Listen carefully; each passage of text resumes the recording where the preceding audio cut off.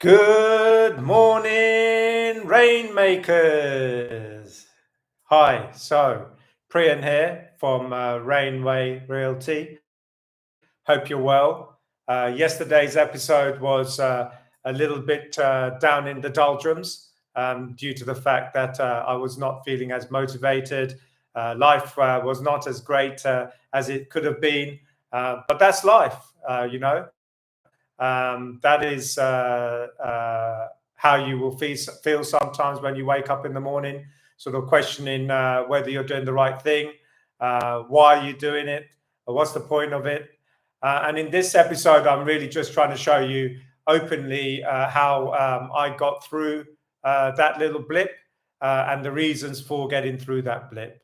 If you're feeling a little stuck, unmotivated, or just exhausted by the journey, this episode is for you. So in real estate, it's really important to understand that it's not an easy job. If it was an easy job, hundreds of thousands of people will do it. And yes, hundreds and thousands of people do it. But how many people really succeed of it and really make an amazing living out of it? Very few. The reason for that is because of the fact that it is a difficult job. It requires a sense of discipline and a sense of self-worth and having a clear goal and plan of what you want to achieve. Now, the truth of the matter is that if you're building something from scratch, you need to be in a good financial position due to the fact that no income will be derived initially from the start of the journey, whether it be setting up a business or even being a real estate agent, especially in Dubai, because everything is paid by commission. And so therefore, not only do you have to have a financial pot or savings or family or somebody to support you during this, say, 6 months to a year, then only will the returns start coming.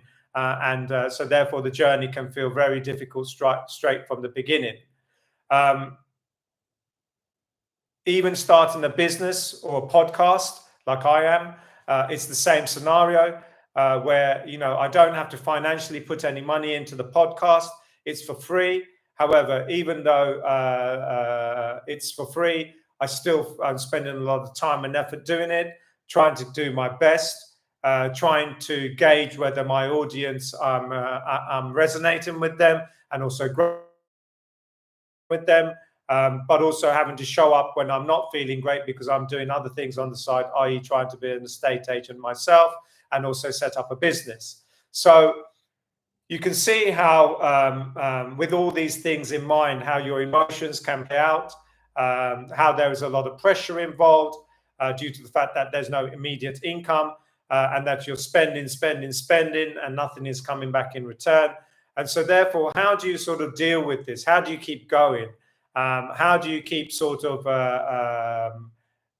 believing that everything that you're doing is going to come and be rewarded?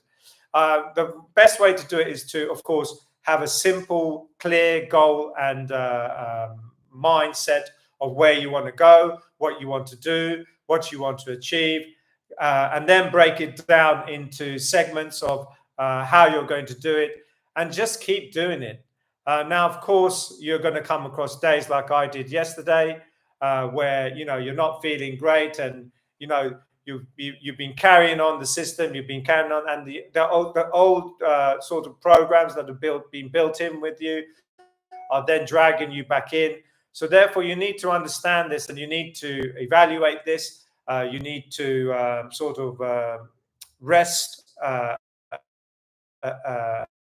take in what the universe is trying to tell you, what your mind is trying to tell you, what your soul is trying to tell you, and really sort of reset, rethink, recollaborate, and sort of program yourself to say, okay, fine. Yes, I feel all these things.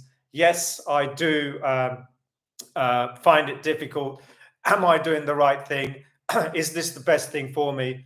Answering all those questions in your head honestly, and then sort of saying to you, yeah, nobody went through this process and became who they are, whether they be Pete Sampras, one of the greatest tennis players in the world, whether they be Dubai as a whole in terms of where the country is now, in a clear, straight forward manner. They all went through ups and downs. Me, myself, in terms of where I am in life at the moment, I'm quite comfortable. I'm happy. However, I'm deciding to take a journey again. And for me, it's even tougher to take the journey again because I'm going back to where I was many 20 years ago. However, I've decided that I want to take this journey in order to grow as an individual. I enjoy sales, I enjoy selling, and it's a different market and it's a challenge. So therefore, by setting up all those goals and visions of why I want to do it, how I want to do it, not trying to look at the past and say, I've done this, this, and this in the past, so why is it not happening like this? And not having any preconceptions of what I want to do. If I can have a clear goal and an understanding of where I am and have a mind shift that is needed to push me through the self-doubt, then I will achieve and get to where I want to get to. So it's likewise with you guys doing your everyday working and trying to be an agent and also trying to get listings. You really need to sort of just focus on what you want to accomplish, what you want to do, how you want to do it. And it really comes down to the difference between, say, the top 5% of the people in the world. Everybody can play golf and hit the golf ball in a certain way. It doesn't matter how you hit the ball, as long as the ball goes from A to B. Most professionals can get the ball from A to B in the same manner. However, once it comes down to pressure and consistency, it's the people who are more strong-minded, who have basically learned to control their emotions and have got a good strategy and process in place in order for them to execute the shot, that are going to succeed. There's no rocket science to it. There is no magic formula. There is nothing that says that that person has done something so different to the other person. It's a small mind shift change, and it's a small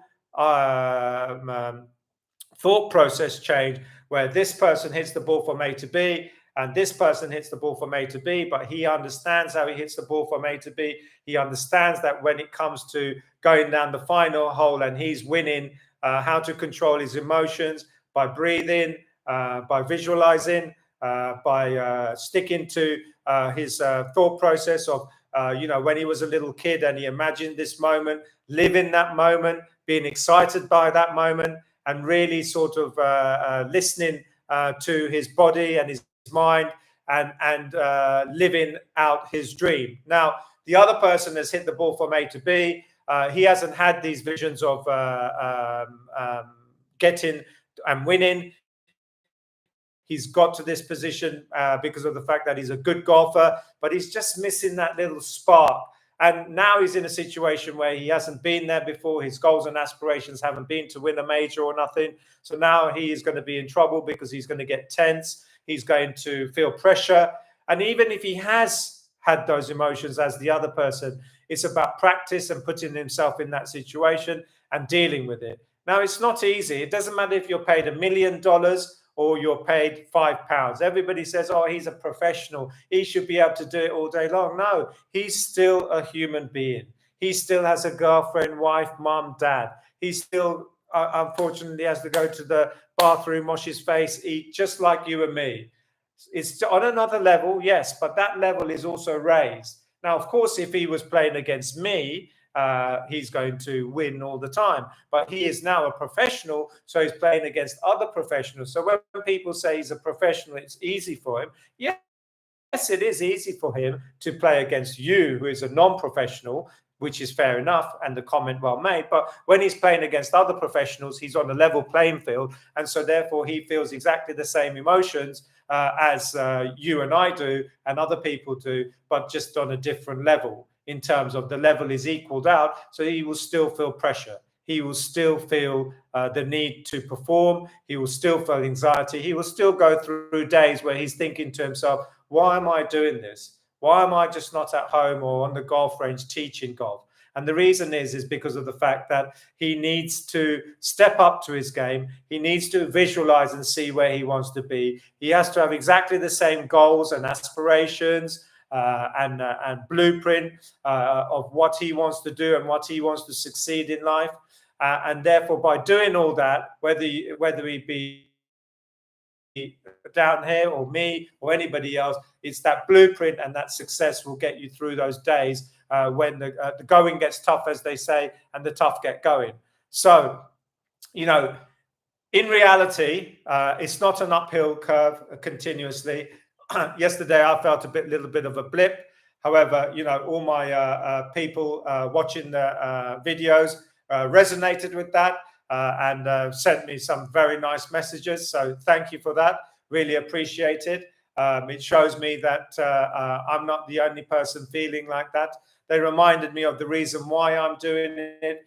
So therefore, by also speaking to people about what you want to do, what you want to achieve, then you can sort of interact with them like I did with you guys and tell you honestly how I feel. So therefore, you're not looking for advice. You're not looking for sort of feedback in terms of you could do this, and better.